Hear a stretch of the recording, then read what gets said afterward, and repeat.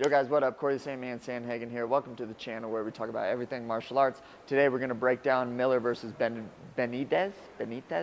Miller versus Benitez, okay?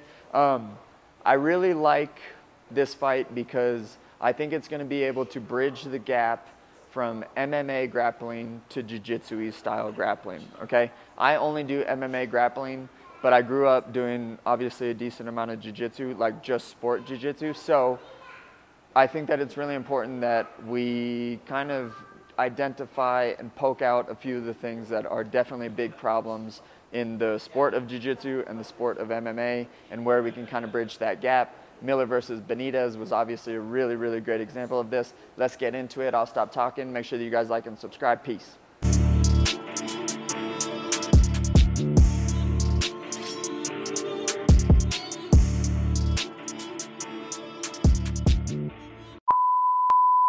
All right, cool guys. So the reason that I like this fight so much is because I now have a fight to point back to for some of the amateurs and the lower level professionals that I get to coach and be like, hey, you see, your explosive-y bullshit kind of only works in training. It doesn't work that good in fights. So an example of this, I'll be Miller, you be Benavidez, or Benitez. I keep wanting to say Benavidez.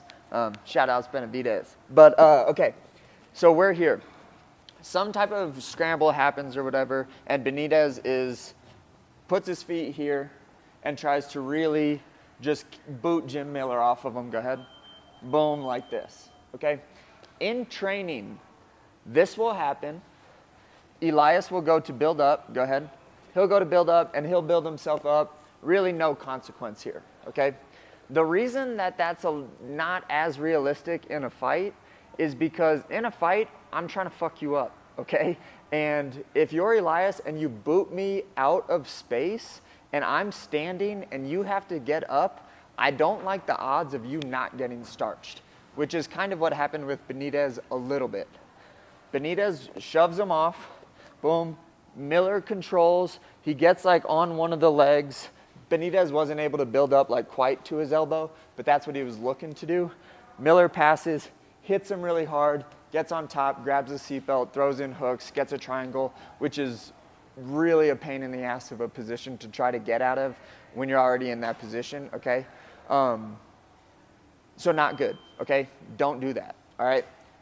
The better way to start doing things without getting into a ton of detail about them is if I'm holding Elias down, instead of trying to boot me out of space, which again is just kind of a bad idea because I can move a lot quicker than you when I'm on my feet and you're on your back, is Elias can start to dig for like singles here, boom. He can try to get me to engage and then maybe like here, go to stand and base, boom.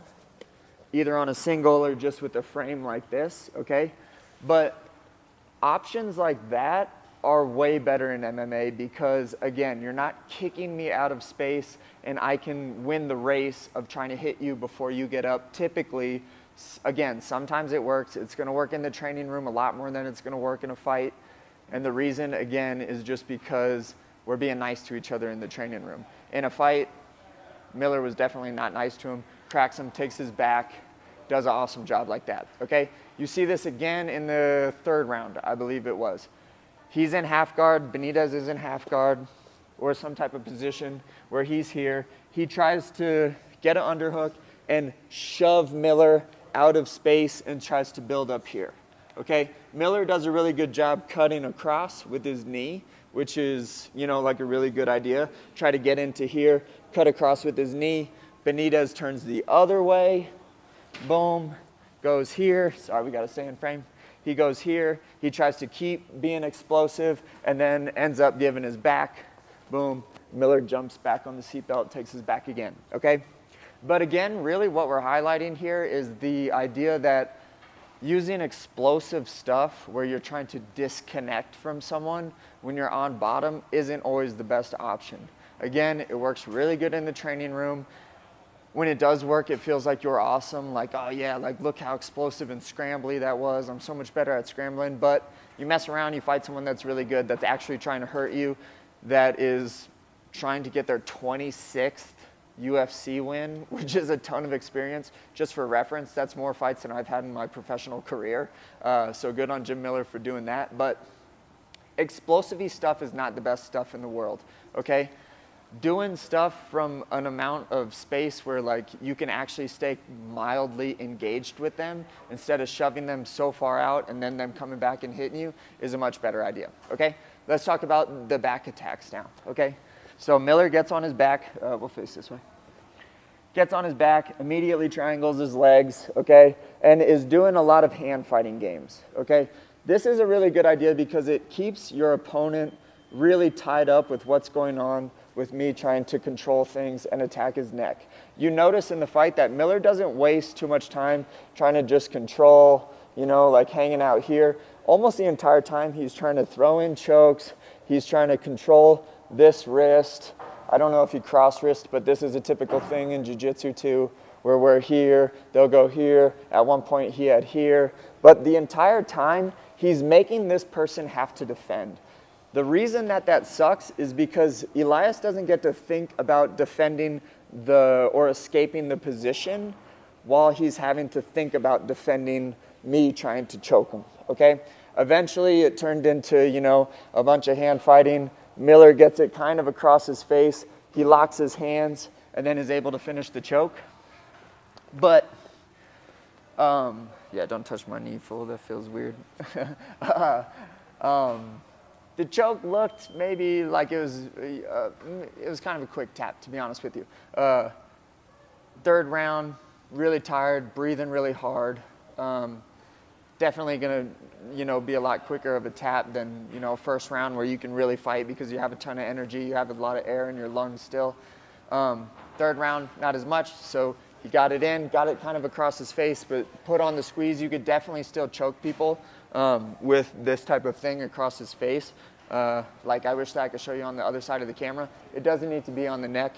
Even if you're here, this gets you so much leverage that you can start to like crush their chin into their neck, which is obviously going to choke them the same way that this one would. It's just going to typically take a little bit longer. But like I said, in the third round, you're out of air, you're extremely tired, you're, you know, like your heart rate is really, really throbbing.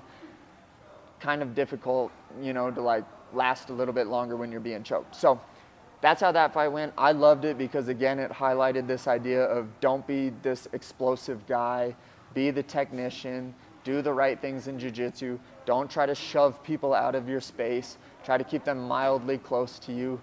Sometimes, not all the time, but sometimes. The training room aspect of shoving people off is going to be a lot more successful than actually in a fight. Really important for you amateurs and, you know, you guys that are trying to really understand the hobby piece of fighting. So make sure that you guys like and subscribe. Again, let me know what you guys want to see more of. I'll do more of. I'm your guys', you know, cult leader now. So whatever you guys want, I'll provide. Peace. Love you. Bye. It's been a couple weeks. It's kind of hard to do when it's been a couple weeks.